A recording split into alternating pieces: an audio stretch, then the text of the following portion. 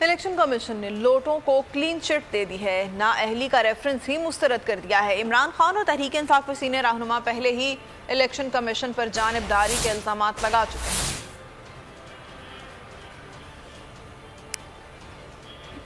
Election commissioner को resign करना चाहिए। पाकिस्तान की सबसे बड़ी पार्टी ये कह रही है कि इलेक्शन कमिश्नर एक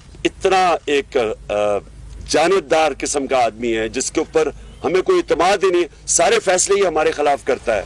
इमरान खान ने जिस खदशे का इजहार किया था वो ही हुआ। इलेक्शन कमीशन ने हुकूमत गिराने में काम आने वाले लोटों को क्लीन चिट दे दी। पार्टी पॉलिसी से वाज़े इन्हिराफ और फिर सारी दुनिया के सामने ऐलान, फिर हुकूमत गिराने में बुनियादी किरदार अदा किया। लेकिन इलेक्शन कमीशन के मुताबिक ऐसा कुछ हुआ ही नहीं।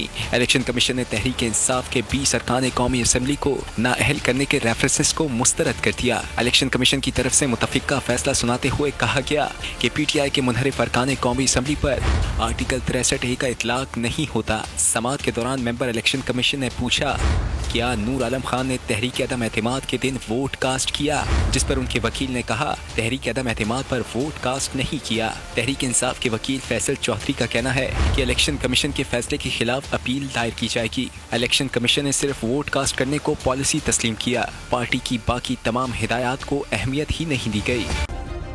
सब्सक्राइब करें और बेल दबाएं ताकि कोई खबर रह न जाए।